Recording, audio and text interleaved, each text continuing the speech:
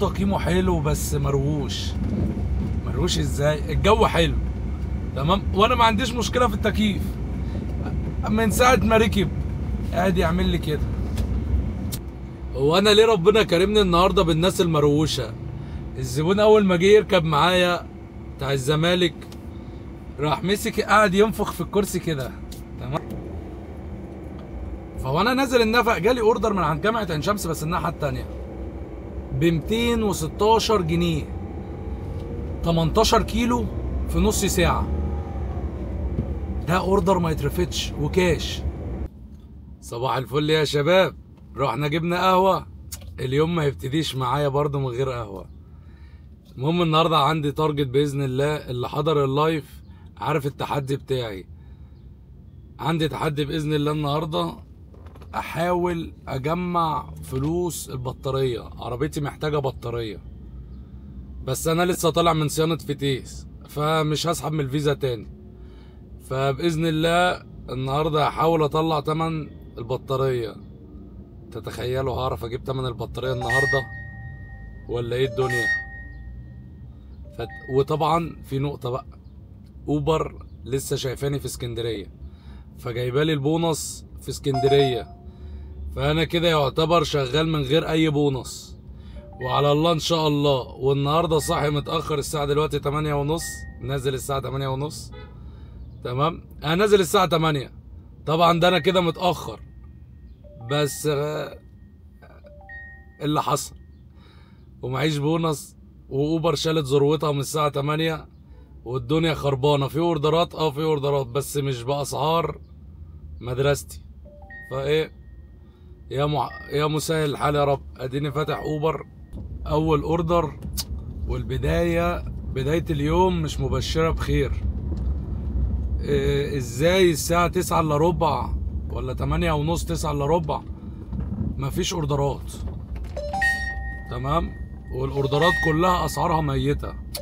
خدت لي اوردر بطلوع الروح رايح مصر الجديده 12 كيلو بس ب 98 جنيه. مش وحش لان الجو مش حر تمام، بس مش دي اسعار الصبح والدنيا فاضيه.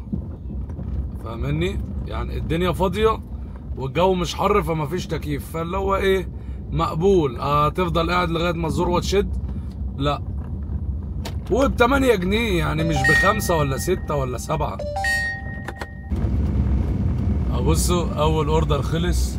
الزبون تقييمه حلو بس مروش ازاي؟ الجو حلو تمام، وانا ما عنديش مشكله في التكييف من ساعه ما ركب قاعد يعمل لي كده. طب حبيبي عايز تكييف اطلب، ما انا مش هشغله. اولا الجو حلو، انا مش هشغله غير لما انت تطلب. قاعد يعمل كده.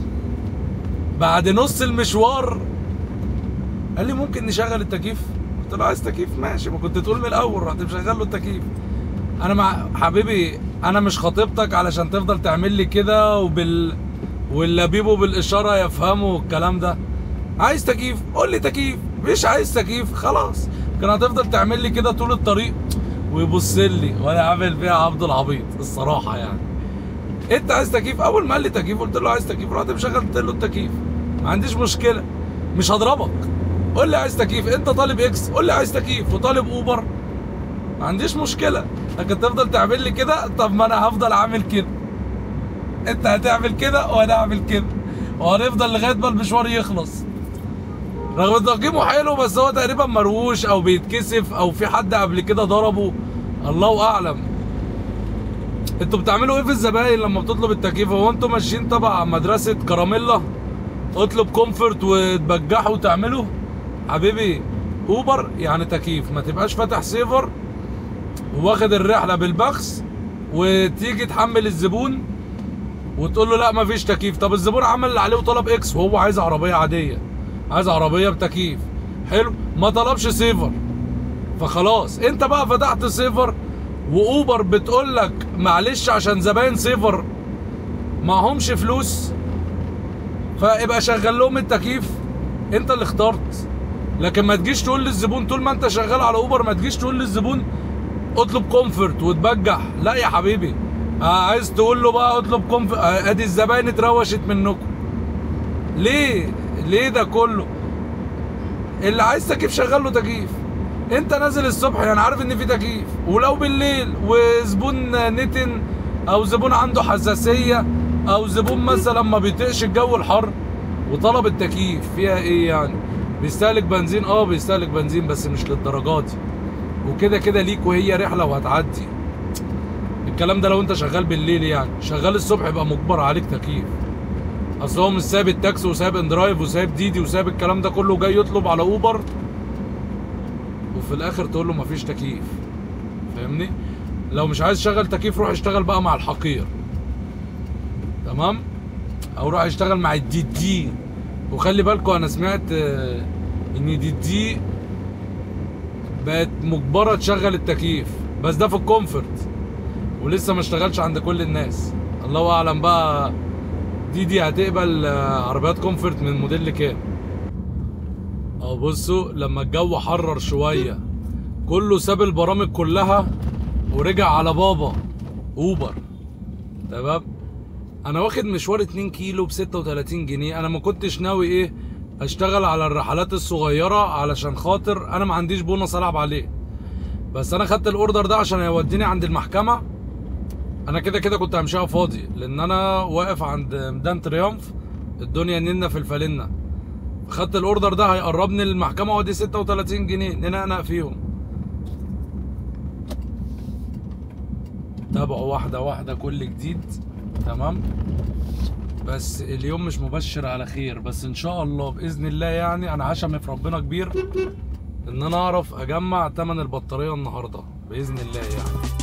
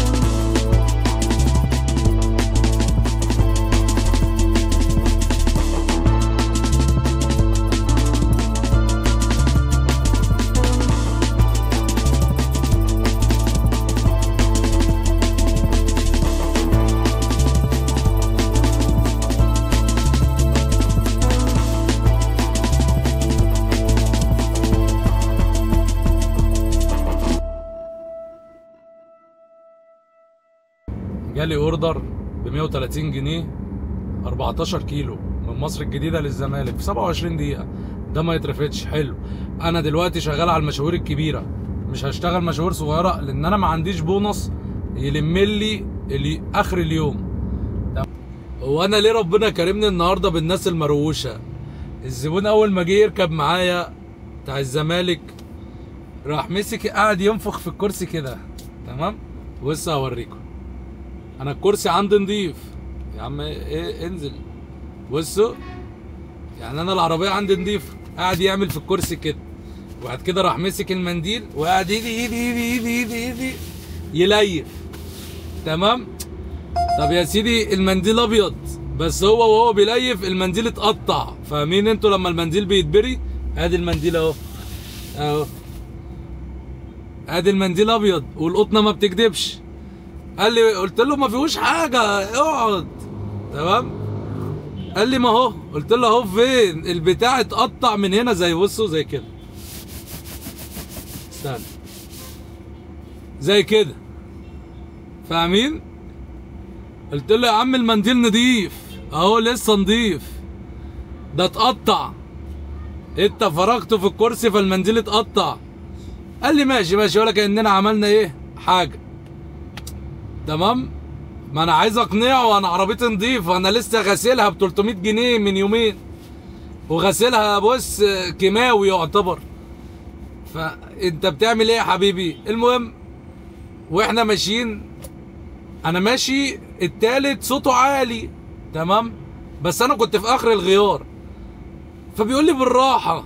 ببص على العداد كده بقول له بالراحه ايه، انا ماشي 60، هو بس ايه عشان اخر الغيار فصوته عالي وانا مشغل التكييف ومقفلين الازاز فصوت الموتور داخل لنا. تمام. ف انا عندي العربيه عشان انا شايل الكاتم بتاع الصوت فصوت الموتور عالي سنه عشان افوق العربيه معايا. تمام. وعشان في تيست تويوتا فبيبقى معلي الار بي ام فبيعلي صوت الموتور سنه. يا ضنايا انا ماشي 60، امشي ايه اكتر من كده؟ اول ما ركب راح جاعس الكرسي لورا. تمام. بيفكرني ببنت العبيطه بتاعت اوروبا اللي هي لسه عامله فيديو بتاعت انجلترا اللي هي بتقارن اوبر بمصر بانجلترا، لما تدفعي بالدولار يا روح امك بيتكلمي. فانا ربنا كرمني النهارده بالناس المروشه، 3 اوردرات يعني. بصوا ما فيهمش غير اوردر نضيف وارخص اوردر فيهم. انا مش فاهم ايه الدنيا. البدايه مش مبشره بخير يا زنفي. يلا يا رب عدي اليوم ده على خير قبل ما اتجلط. رابع اوردر في الزمالك، وقفت شويه الجو نايم في الزمالك. خدت لي اوردر لغايه جاردن سيتي 4 كيلو واروح للزبون كيلو، ادي 5 كيلو ب 73 جنيه.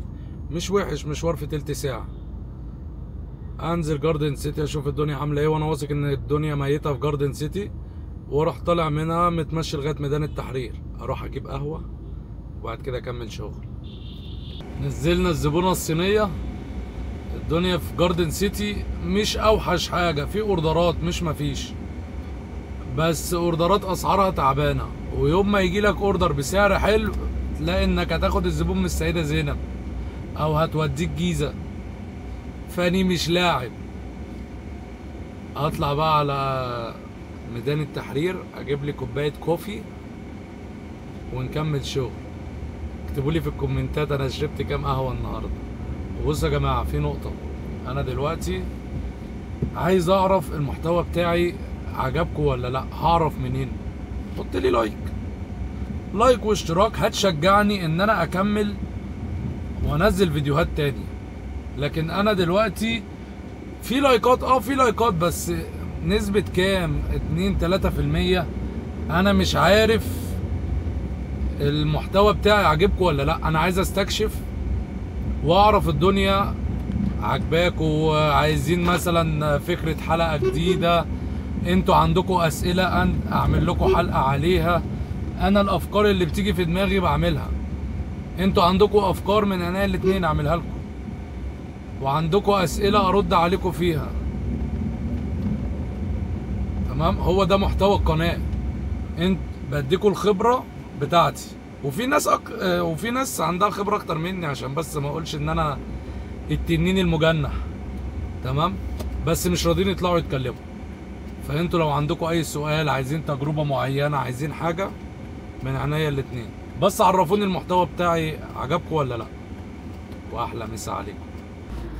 جبنا قهوة، نشوف بقى الدنيا بتقول ايه. الدنيا نايمة ننا في مصر الجديدة. نشرب القهوة وبعد كده نشوف ايه، هنشتغل ولا ايه.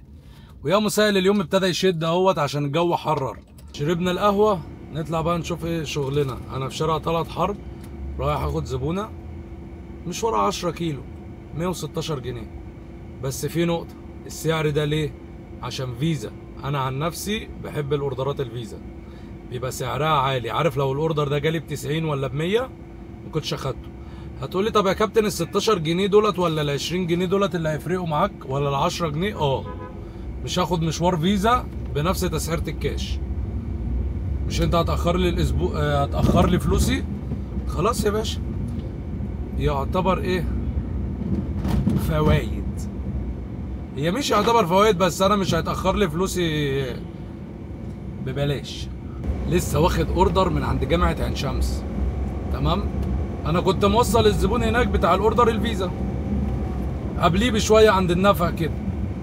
فالمهم جالي اوردر 90 جنيه 9 كيلو رايحه مصر الجديده. قلت حلو.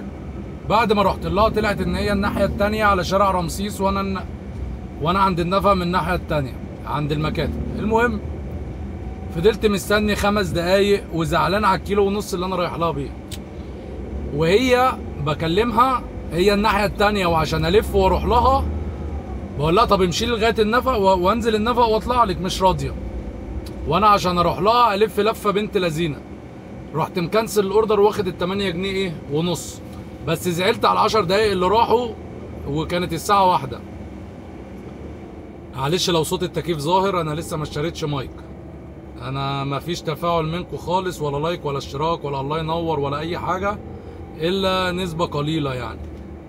فلو شجعتوني باذن الله ايه هحسن من المحتوى. انا عايز اعرف بس المحتوى عجبكم ولا لا. لو عجبكم دوسوا لايك وقولوا لي الله ينور، كومنت لذيذ، اي حاجه.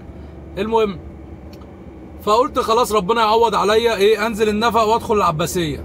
العباسيه اسعارها نار. فوانا نازل النفق جالي اوردر من عند جامعه عين شمس بس الناحيه الثانيه ب 216 جنيه، 18 كيلو في نص ساعه.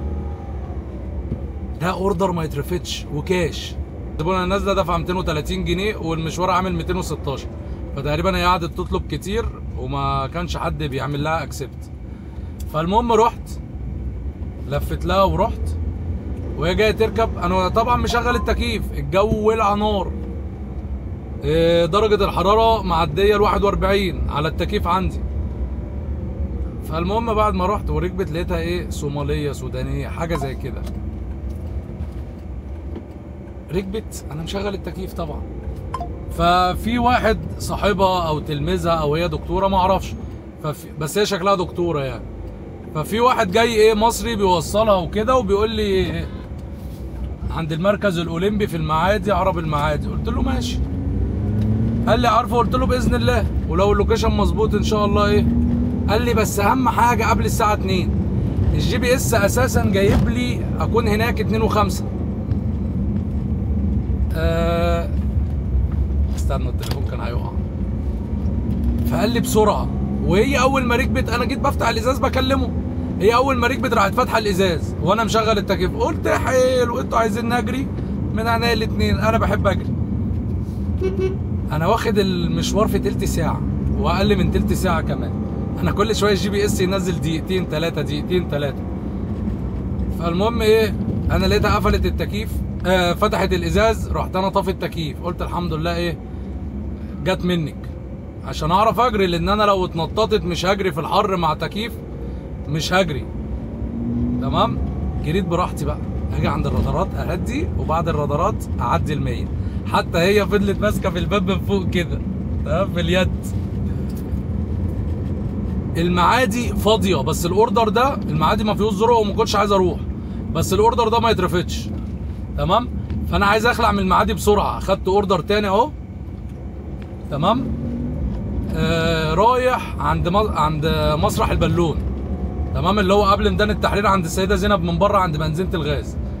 المشوار 13 كيلو ب 105. ماشي هاخدك، تعال. وعلى بعد 2 كيلو انا موافق هاخدك، بس غورني من هنا عشان دلوقتي الساعه 2 الا 5، دلوقتي بقت 2 ودقيقتين عشان دلوقتي داخل عليها اهو. ماشي، بس غورني من هنا الساعه 2، عايز الحق ايه، خد لي اوردرين 3 في الذروه. انا كده عامل 700 جنيه لغايه دلوقتي. هل هقدر اكمل على الاقل 1000 ونص من غير بونص؟ انا معيش بونص، وبرده ما هنش زوبه. تمام. علشان الجو حر ولع. في نقطه يا جماعه، انا كاوتش الحمد لله يعني نضيف. اللي كاوتشه وحش في جو حر زي ده، نصيحه بص، حاجه من الاتنين، لما تشتغلش تمام لغايه ما تغير كاوتشك. هو ايه العبيط ده؟ طب لو خبطتها لك هتفرح. اللي كاوتشه مش حلو، حاجه من الاتنين، لما تشتغلش لا تمشي بالراحه، وكل شويه في الجو الحر الجامد ده.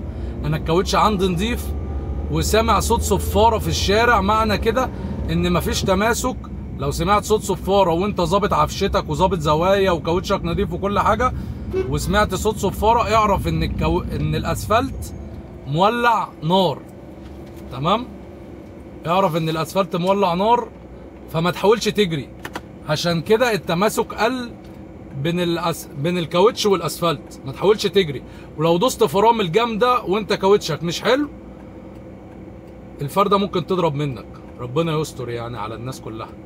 فمعظم الحوادث اللي بتحصل علشان خاطر ايه؟ حاجات زي كده. الكاوتش بيبقى منتهي الصلاحيه وانت بتمشي بيه في حر زي كده مع دوسه فرامل مع جاريه، الكاوتش بيضرب. مش عشان خاطر شغل في يوم زي ده نبهدل الدنيا ولا قدر الله نعمل حادثه. واحلى مسا وتابعوا معايا، هعرف اكمل 1500 على الاقل ولا لا. وانا بنزل الزبون جالي اوردر بيرن، لسه بدوس تحصيل النقود، فجالي اوردر بيرن رايح مصر الجديده 16 كيلو ب 160 جنيه، حلو وعلى بعد 500 متر. فقبلت الاوردر تمام، هو كان في 35 دقيقه اوصله مصر الجديده بس شغال، انا كده كده في وسط البلد. فقبلت الاوردر وعملت له اكسبت ونزلت الزبون ورايح للزبون الثاني. الفار لعب في عبي، قلت بقول لك ايه، ما تبص على تقييم الزبون ده مقلق. فالمهم ببص على تقييم الزبون لقيته 4.65، اللي هو ايه على الحركرك، اللي هو لو كان نازل 1 من 10 انا ما كنتش قبلته. فقلت خلاص ياد ايه، ربك يستر، وكده كده تقييمه مش اللي هو وحش قوي قوي يعني، ربك يستر، وانت كده كده مشغل تكييفك والدنيا تمام. فالمهم وصلت ووقفت في شارع القصر العيني، ببعت له لقد وصلت تمام، ما بيردش. فانا كده كده نازل اشتري ايه، ميه، نازل املى ازازه الميه. فخلاص يعني ايه، استنيته دقيقتين 3، بعد كده بتصل بيه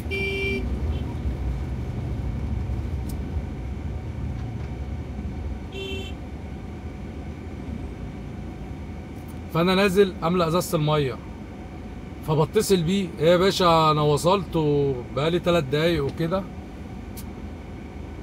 فبيقول لي طب ثواني خليك معايا، علشان ايه مش انا اللي هركب معاك، مراتي اللي هتركب معاك. قلت له ماشي. قاعد بقى سايبني على التليفون، وايه يا حبيبتي ومش ايه يا حبيبتي، حبيبي كابتن اوبر على التليفون على الودن التانية، يا ريت ايه نبطل نحنحها. المهم ماليش دعوه، هو خايف ينام على الكنبه شكله، فايه لازم شويه نحنحه، مالناش دعوه. فالمهم ايه، انا خلاص قفلت من الاوردر، ورميني كاني شغال عنده بال 160 جنيه بتوعه، رميني. بعد دقيقتين في المكالمه بيقول لي بص هتلاقي شارع شمال خشه. طب بتتكلم كده ليه؟ قلت له لا يا باشا اخش فين؟ اولا راكن على اليمين، انا على شمال الرصيف مش هعرف اعدي. قال لي طب خلاص انا هشوفه، لو كده انا اللي هكنسل. انت بتتكلم بتناكه؟ قلت له ماشي ماشي ماشي يلا، ورحت ايه قافل السكه ايه في وشه. بس هو بيتكلم بطريقه وحشه، انا مش عارف اوصل الطريقه اللي هو بيتكلم بيها، هو كان بيتكلم بطريقه اوحش من كده بكتير. فالمهم جاي بيقول لي خلاص هي جايه لك على الشات، مش هين عليه اتصل بيا، وانا كده كده اساسا قفلت من اوردره تمام. ما ردتش عليه، يا دوبك هي اساسا قبل ما ال7 دقايق بتوعه يخلصوا لقيته بيبعت لي ان مراته جايه. يا دوبك ايه ال7 دقايق خلصوا بالثانيه ومراته داخله عليا كده، رحت مكنسل الاوردر وجايه بتوقفني. قلت لا لا لا لا، انسي وخدي البنسه، انسى وخد البنسه تمام. يلا خلي ال 160 جنيه في جيبك، انا ايه راحت بالي احسن من ال 160 جنيه، فاهمين؟ رحت اعمل لها كده ورحت ماشي. بردت ناري بسبب ال3 دقايق اللي الزبون ايه سايبني، ولا الدقيقتين 3 اللي الزبون سايبني على التليفون فيهم. انسى يا ولا، وديني اخدت مشوار احسن منه تمام ب 180 جنيه. يا باشا ارزاق، ما تجيش على نفسك عشان خاطر رزق. بصوا يا جماعه الساعه دلوقتي 4 وانا في سيتي سنتر الماظه تمام. انزل اجيب لي قهوه وادخل اجيب ملمع طابلوه اللي هو البتاع الاصفر ده، بصوره لكم لواحد صاحبي جربه، هو معايا كده كده في العربيه، جربه قال لي هات لي واحد زيه ونخش نجيب لنا قهوه يولع الشغل تمام. الساعه دلوقتي 4، انا من 8 ل 4، فعادي يعني ننزل نفك رجلنا واجيب قهوه من اخر كايرو فيستيفال وايمن لو بتتفرج على الفيديو ده اي خدمه يا عم، اديني داخل اتمشور لك اهوت عشان خاطر اجيب لك ملمع التابلو. الملمع جبت له واحد زيه بالظبط، ده ممتاز جدا في تلميع التابلو، وحلاوته ان هو ما بيخليش التابلو ينور، يعمل لك عاكس في الازاز في البريبريز اللي قدام.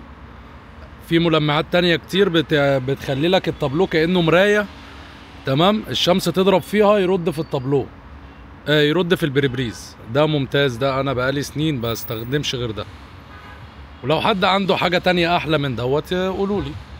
قعدت شوية في سيتي سنتر الماظة، معلش انا غلطت وقلت كايرو فيستيفال.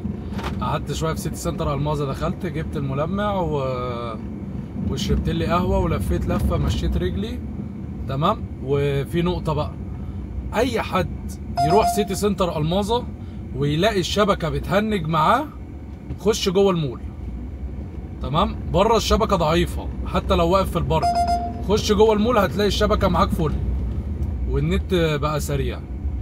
في نقطة بقى، انا كل الاوردرات اللي جايه لي من سيتي سنتر الماظة ميتة، شوية يجي ذروة وشوية الذروة تروح، شوية يجي ذروة وشوية الذروة تروح. انا في الاوردر اللي انا نزلت بيه دوت، نزلت باوردر 4 كيلو ونص، رنين لي كذا مره على اكس ب 40 جنيه، ما رضيتش اقبله، قلت لا ده انا انزل فاضي ولا ان انا اخدها من هنا، ان انا الاقي معاها شنط وحاجات ب 40 جنيه. فالمهم لقيتها راحت طالباها بريورتي، لما هي قعدت مده تطلب اكس وكان تقييمها زباله، وهي اساسا معاها عروض، واوبر منزله لها السعر علشان خاطر هي معاها عرض، راحت طالباها بريورتي اللي هي الاولويه يعني، تمام. بقى ب 55 جنيه، ما قبلهاش وهي نازله اساسا دافعه 50 جنيه. بص بقى النقطه دي، الزبون لما يبقى وحش واوبر مدياله، مش انا اللي بقول عليه وحش، اوبر اللي قايل عليه وحش، الاي اي بتاع اوبر هو اللي قايل عليه وحش مش انا، تمام. انا ولا اعرفه ولا عايز اعرفه. المهم ومديها خصم، فاوبر مش عايزه تدفع من جيبها، تمام. مديها خصم، فاوبر مش عايزه تدفع من جيبها، فبتقلل لك انت السعر. طب يا باشا، انت والزبون اولعوا مع بعض، انت دافع من جيبك، عامل له عروض، عامل له عفريت ازرق، انا ماليش فيه، دي مشكلتك انت يا اوبر. انا مشكلتي ان انا اقبل بسعر عادل، تمام. لما بقى 55 جيت على نفسي وقبلت، لكن مش هتعلي لي السعر، مش عايزه. المهم يا جماعه، انا دلوقتي ماشي 120 كيلو، هروح امون غاز عشان مش فاضل معايا غير ربع التانك. بصوا بقى الاوردرات كلها قاعده ترن اكس، الناس اللي بتقول لي اكس ما فيهوش اوردرات، لا يا باشا، بص اعرف انت سوقك امتى، تمام، وهتلاقي الاوردرات. الزبائن مش لاقي عربيات عشان الجو حر، وكل العربيات الكسر ركنت، كل العربيات اول ما بتلمس بس سنة حر معاهم الحرارة بترفع، علشان الناس دي خطيفة اللي مش حاسبها صح. عشان كده انا بقول لك يعني انا نازل اعمل الفيديوهات دي ليه؟ عشان اقول لك انزل احسبها صح، عشان لما يجي يوم زي ده عربيتك تصونك وتعرف تشتغل. لكن هتخطف خلاص، هتيجي في الموسم في السيزون وعربيتك هتقول لك لا مع نفسك بقى يا باشا، انت ايه ما عملتليش صيانه. 185 هات امه ده 13 كيلو رايح وسط البلد، 185 فيزا شايبان. هو كده كده هنزله لكم في اخر اليوم في السكرين ريكورد. انا كده كده خلاص مش عايزين وعلى بعد 2 كيلو بس 185 جنيه رضا، تمام.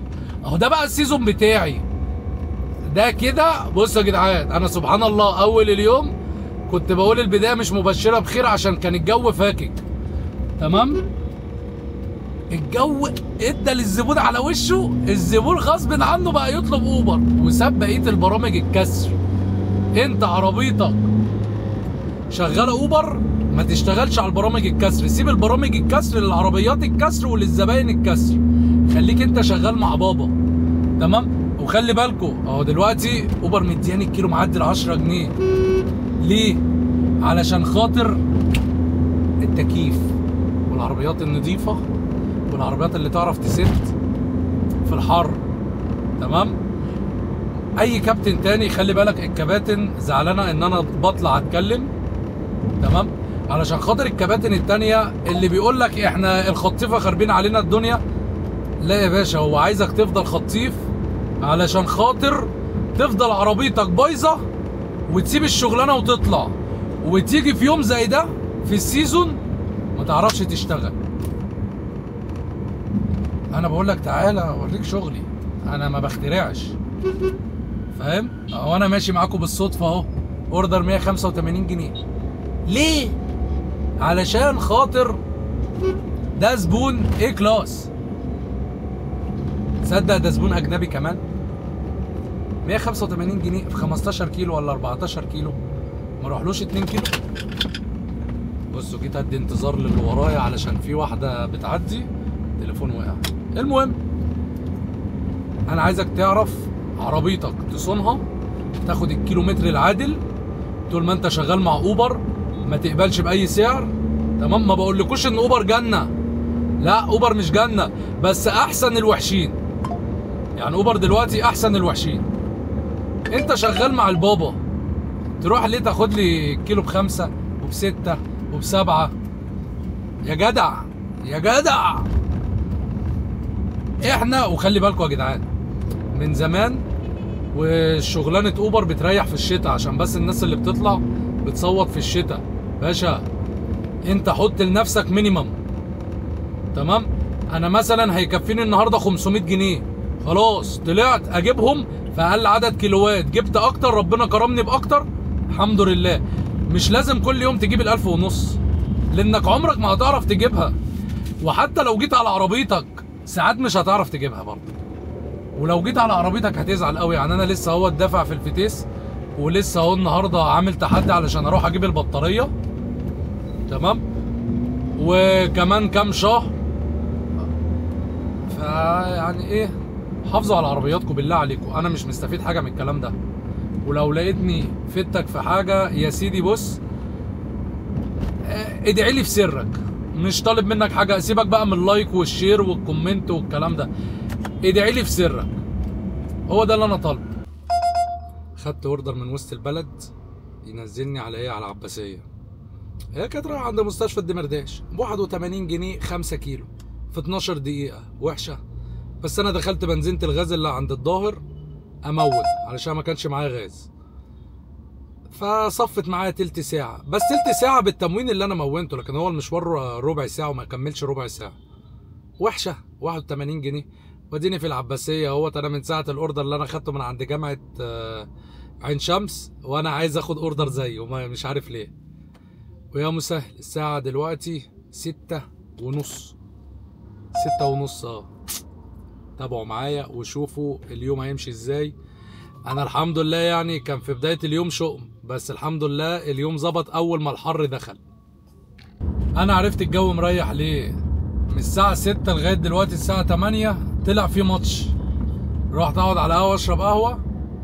تمام؟ واريح جسمي واريح زوبه ابطلها شويه عشان الجو حر، ومشغل التكييف دب دب دب عليها، فنريحها شويه. الجو ريح اريح انا كمان، مش عايز شغل.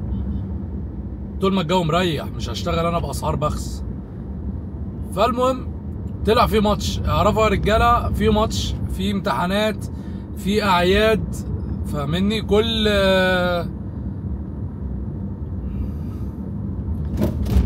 كل وقت وليه التريحه بتاعته. الجو شتاء، فاهمين؟ السيزون وقت الحر كده. فالمهم انا قلت بما ان الجو ريح اروح اشوف البطاريه اشتريها. واحد صاحبي وصف لي حد هنا في العباسيه، اروح ابص على البطاريه وبعد كده ايه اشوف لو الدنيا كملت شغل هكمل شغل، ما كملتش شغل مرضيه لغايه كده. انا يعتبر موقف شغل من الساعه 6. احلى مسا عليكم، وتابعوا عشان تعرفوا انا جبت كام وعملت ايه وسويت ايه. السلام عليكم. بصوا كده الساعه 11 الا تلت، قاعد اقول هتشد مش راضيه تشد، هتشد مش راضيه تشد. الناس كلها اتفرجت على الماتش وروحت من الساعه 6 اتفرجوا على الماتش، تمام، ومحدش نزل تاني. عشان تعرفوا بس ان الجو ممكن مره واحده يريح. الذروه دي طبعا وهميه، كل الاوردرات اللي بتجيلي منها وهميه. تمام. انا كده عامل 1480 في 13 رحله. حلو. انا معيش بونص، ده بونص اسكندريه. انا معيش بونص، دولت فلوس من غير البونص. تعالوا،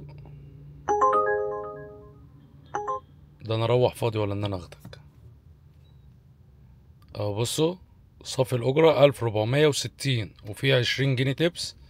يبقى كده الاجمالي، هو يا عم، يبقى كده الاجمالي 1480. تمام. انا من الساعة 6 لغاية دلوقتي ما خدتش غير اوردرين 2 بالظبط. تمام. هما اوردرين اللي انا خدتهم، يعني الدنيا ريحت. هو اوردر، بصوا اخر اوردر الساعة 6 اهو. تمام. الاوردر اللي بعديه الساعة 8:30. بعد كده 10، 9:30 و5. بعد كده رحت اكلت. تمام. لقيت الدنيا مريحة، رحت رايح اكل. اهو بصوا بقى الاوردرات دي، الحتة اللي انتوا بتحبوها. استنى، اول اوردر، التاني. بوقفوا الفيديو بس عشان ايه الدنيا ما تطولش، عشان ما افتحلكوش كل اوردر.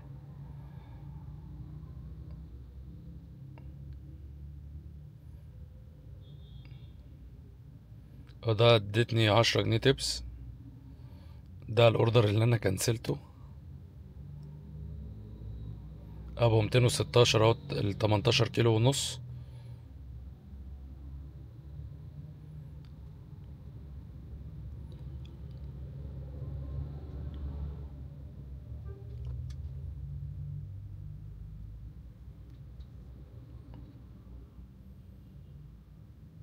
وده الاوردر بتاع الراجل اللي كان بيكلم مراته، ومراته داخله عليا، انا كنسلته. ابو 180 جنيه. راح فين؟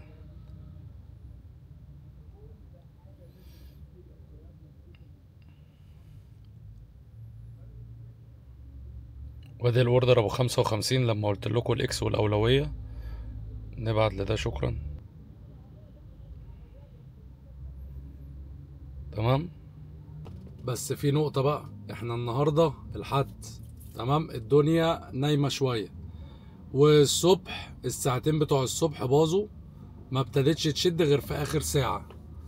فالدنيا النهاردة يعتبر ايه، نص الوردية بتاعت الصبح رايحة. الفلوس دي كلها بتاعت نص الوردية التاني. تمام. اللي هو يعني من الساعة 12 للساعة 4 بس. خدت لي اوردرين كده تخاطيفي، وشكرا للتحية. مش وحش يعني. انا عامل 1480، ما حطيتش غير ب 60 جنيه غاز النهارده. بصوا، انا كنت مروح جالي اوردر 7 كيلو ب 52 جنيه. مش وحش. انا كده كده في طريقي، فاهمين يعني. انا نزلته في العباسيه، وبيني وبين البيت ايه 2 3 كيلو. انا كده ماشي ايه 175 كيلو بالظبط لغايه تحت البيت. عقبال ما اوصل تحت البيت اكون 175 كيلو. مش وحش. انا كده كده ايه واخده في طريقي، والحمد لله. يعني هو الجو كان مريح شويه النهارده. ادي كده ايه التوتال 1533. انا حطيت ب 60 جنيه غاز النهارده. تمام. قول يا سيدي دلوقتي هروح، هو ايه الغاز نقص شرطه، اقول هروح احط لي ب 20 جنيه كمان، ادي 80 جنيه. يعني كده 1450. مش وحش، الحمد لله. يا الحمد لله. الجو كان مريح، بس انا كنت عشمان في ربنا ان انا ايه اعمل 1500، رغم ان بداية اليوم ما كانتش حلوة، بس الحمد لله رضا. تمام. بس برضو ما جيتش على زوبة. وخلي بالكم انا المبلغ ده جايبه من غير بونص، ده الصافي. تمام. انا معيش بونص الحمد لله يعني. بس والحمد لله ربنا ايه ما خيبش ظني ورضاني. 1450 جنيه رضا. ادينا جبنا ايه تمن البطاريه يا مسهل. بس النهارده لحد هنزل بكره بقى ايه. وخلي بالكوا 175 كيلو ده كده باللف، علشان رحت على 3-4 بتوع بطاريات النهارده مش لاقي حد. نسيت خالص ان النهارده الحد.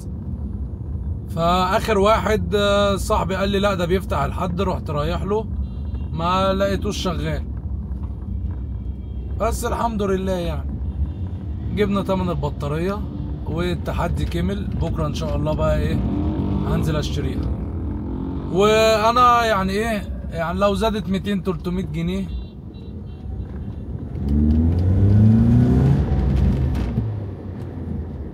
ادي 1450 جنيه يعني. لو حطيت من جيبي 300-400 جنيه حلوه، احسن ما كنت ادفعها كلها ايه من جيبي. بس انا لسه متعور في الفتيس مش هدفع تاني. وخلي بالكوا اديكوا شايفين اهوت، ادي شهر واحد حاجتين ورا بعض تمام. يعني لما انا بقول لكم شيلوا على الاقل 200-300 جنيه في اليوم صيانه، ده مش مبلغ. هتوفروا شهر، هتدفعوا الشهر اللي بعديه حتى لو عربيتك زيرو. حتى لو عربيتك زيرو. انا فايدة الفيديو ده كله ايه؟ ان سيبك من اللي بيقولك بعمل 1500 في اليوم وبعمل 2000. باشا انا لو النهاردة الجو ميت وعايز اعمل 2500 و3 هعرف، بس على اخر اليوم هتلاقي عربيتي عدى 400-500 كيلو، يبقى انا كده خسران. لكن انا النهارده الحمد لله يعني ايه كسبان. ولو كان في 300 جنيه كمان بونص، اللي هو البونص اليومي اللي كان بينزل لي، كانت هتظبط معايا اليوم شويه تمام.